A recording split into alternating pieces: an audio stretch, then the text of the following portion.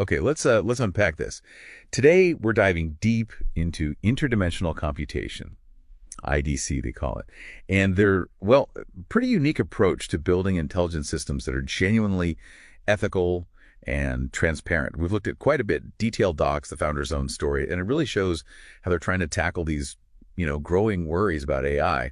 You'll see, it seems like they go way beyond just compliance. They're really aiming for integrity right at the foundation. They even talk about this ethics seal, almost like a visual promise, a contract that the system's built to serve humanity. Right. And if you connect that to the bigger picture, what our sources really highlight is this critical problem. It's often about ROI, right? AI driven purely by return on investment. And that often leads to bias, opacity, things we can't easily see inside. Yeah, the black box problem. Exactly. And governments, frankly, are struggling. It's hard to regulate something when you don't fully understand how it works. It sort of stifles trust, innovation even. So how does IDC even start to tackle something that big? What's their core idea? Well, their solution is fundamentally a human-centered AI architecture. That's the term they use. They're basically focused on converting those, let's say, mysterious AI processes. The black boxes again? Right. Into workflows you can actually trace, things that are ready for an audit. It's about building in that integrity, that accountability right from the get-go. Okay. So this is where it starts getting really interesting, technologically speaking. They have these core components. One is the Real-Time Transparency Scroll, RTTS. Sounds like.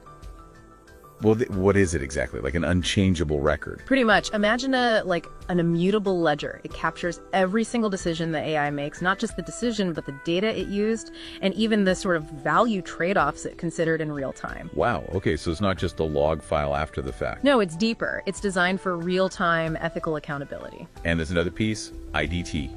Yes, integral dimensional time. IDT builds on the RTTS.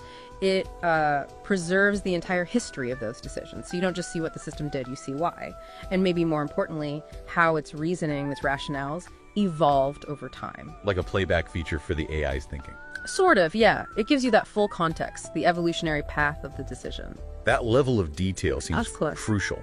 So RTTS logs it, IDT tracks the history. But how do they make sure ethics are actually applied, not just recorded? Good question. That brings us to their dimensional ethics engine. And the fascinating thing here is it's not bolted on afterwards. It's not a patch. This engine is designed to directly surface ethical tensions within the decision-making process itself in real time. So it's actively balancing things. Exactly. It proactively tries to address dilemmas as they arise rather than just, reacting when something goes wrong later. It's foundational. Okay, that makes sense. So where did all this come from? The sources mentioned the founder, Simon Falk. It sounds like it wasn't just an academic exercise for him. The story goes, back in 2020, he personally experienced harm from an opaque AI system, unjust dismissal, things like that. Yeah, a really direct negative interaction. And that experience, dealing with an aggressive, untransparent system, seems to have really solidified his conviction. He has this quote, "Ethics isn't a patch, it's the processor." Powerful line. It really shows, doesn't it? A deep personal drive to build this ethical infrastructure from the ground up. It wasn't just a business idea. Absolutely. Which brings us to the important question, why should you, listening now, really care about this? Well, IDC seems to offer some pretty significant tangible benefits. For one, just straight up risk mitigation. How so? It directly addresses that black box gap we talked about, that lack of insight. That's a huge concern in regulations popping up everywhere, like the EU AI Act, that's Europe's big one, or the NIST risk management framework in the US. Standards people are trying to meet right now? Exactly. IDC provides this continuous sort of tamper-proof telemetry, verifiable data trails. So audit committees can actually demonstrate due diligence. It helps cut down compliance costs. And importantly, reputational risk. Okay, so managing risk is a big one. Are there other advantages? Does this transparency actually help businesses, operate better? Well, yes, it seems it can create a real operational advantage too. It's not just defensive. This level of transparency, this explainability, can actually become a service layer.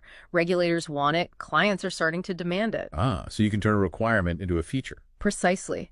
Think about a bank using IDC for loan approvals. They meet compliance, sure. But they can also explain exactly why a loan was approved or denied. That builds massive trust. It might even attract customers who really value ethical practices. Right, especially in sensitive areas. Definitely. It could accelerate acceptance in high-margin sectors. Yeah. Fintech, critical infrastructure, precision health, places where trust and transparency are paramount. You could argue it builds a kind of strategic moat. A global trust layer for AI, potentially. So today we've unpacked how interdimensional computation is trying to build this new foundation for AI, really rooted in ethics and driven by, well, some pretty deep personal conviction from its founder. It leaves us with a final thought, something provocative for you to consider.